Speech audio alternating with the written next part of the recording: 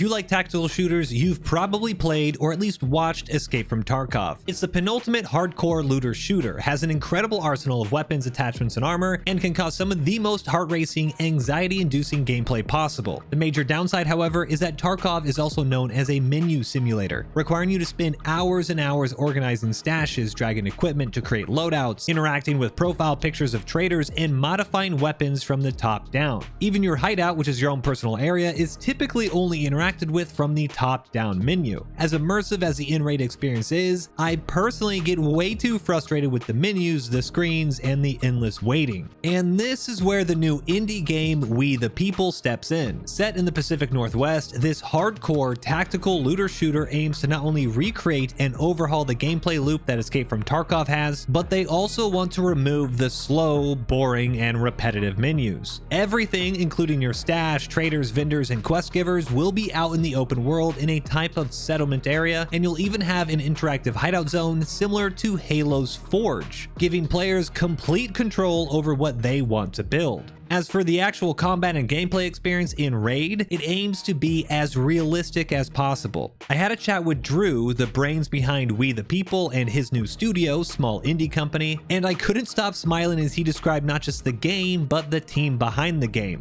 With him being a prior service infantryman and the dev team all around him being military veterans as well, they've taken realism extremely serious. From impressive attention to detail when it comes to weapons and attachments, all properly licensed from the real firearm companies they're made at, as well as even deep diving into proper weapon ballistics. And bullets will not only have proper velocities and bullet drops, but will interact with the environment realistically depending on the weather as well as what surface they hit. All of this will lead into an in-game experience where you're not only fighting against other players extracting, but also against the elements and the post-apocalyptic world all around you, including things like, of course, zombies.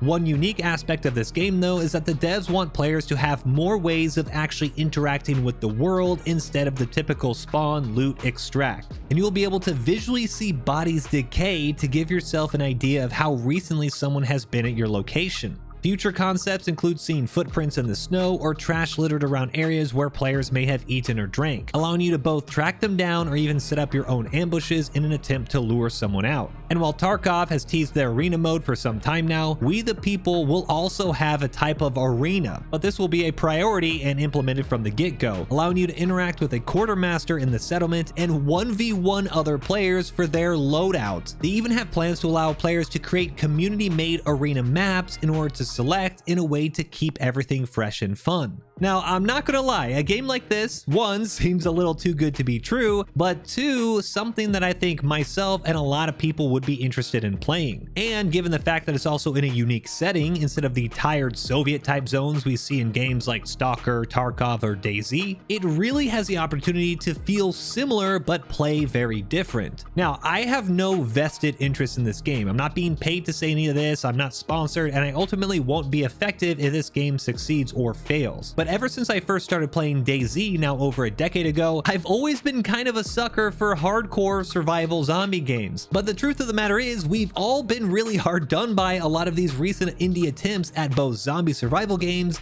and looter shooters. At this point, the Day Before is basically a scam. Dead Matter has burned all of their goodwill with the player base due to years of mismanaging their project. Marauders had a nice little launch into early access, but is absolutely void of content. And even the Cycle Frontier just announced that they'll be ceasing operations later this year. Most, if not all these games, have promised a lot, but ultimately failed. Now, I don't know if We the People will be successful in the long run, but I will say that after talking with Drew a couple times and getting my hands on the technical demo they released, I've gotta say, I think this team has a real shot of doing it, even though it's going to be a long, hard road. So at the very least, if you're not completely convinced of what you're seeing right now, I highly recommend keeping an eye on this for the future. The demo I played is rough, but I do like what I see, and the fundamentals of a good game are already laid down. Do keep in mind that what you are seeing and what I did play is more of a showcase. It's a technical demo in order to show the types of systems the devs have currently created, and there's no intention here to have any type of full game with quests or missions or anything like that. Now, when you actually are in game, there's a tab inventory and player medical system that is not unlike Tarkov's, allowing you to both quickly drag and drop items or use them from your hotbar with keybinds.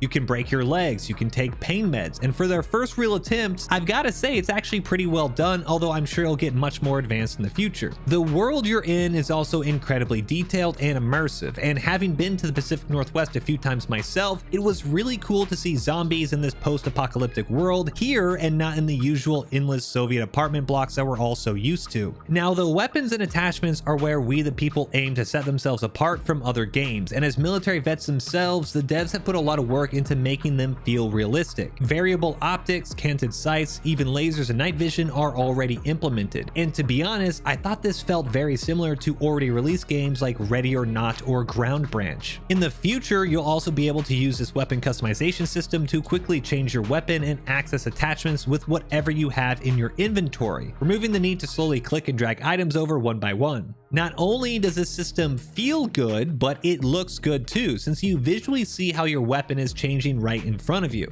Looting is also very similar to Escape from Tarkov, and the demo also showcases the decay system. I was told that in this technical demo that the body decomposition was sped up in order to show just how gross bodies can look. But in a real game, you'll be able to see these stages at longer intervals, giving players a real good idea of just how long ago someone was killed. It's an incredibly smart way to give more info to players in a very overt way. And in the future, things like tin cans, water bottles, or MRE wrappers will also be strewn about, indicating where players have been. We the People is currently at the ground level of game development. This technical demo is an incredibly early version of a lot of the systems that will need a lot of work and a lot of polish, but I'm actually really amazed at how much it already feels like DayZ, which is a huge compliment. Additionally, as I said earlier, the weapon handling and customization already feel like games like Ready or Not or Ground Branch, which are fully priced early access games already. Only time will tell if Drew and Small Indie Company will succeed where a lot of others have failed, but I'm going to be paying attention a lot to We the People. They also recently released a devlog which not only discusses the team's background as military vets and aiming to be as realistic as possible, but it does showcase and explain some more of the systems as well as a tentative roadmap for development. So if you are interested and you do want to learn a little bit more, make sure to watch that devlog for more info, which I'll link in the description down below. But what do you guys think? I know this is super early, but is We the People something that you'd be interested in? Do you like the weapon customization? Do you like the world being set in the Pacific Northwest? Or is everything just a little bit too early for you to tell? Let me know in the comments down below, and if you liked the video, give it a thumbs up and subscribe for more. But that's it for me. Until next time, peace. Yeah, you're actually one of the few people who managed to break their legs prior to this moment. That's actually funny. I never accounted for that. I think it's because you took an actual jump, didn't you? It told me to jump. It did. It did say it. You're right. It told me to jump.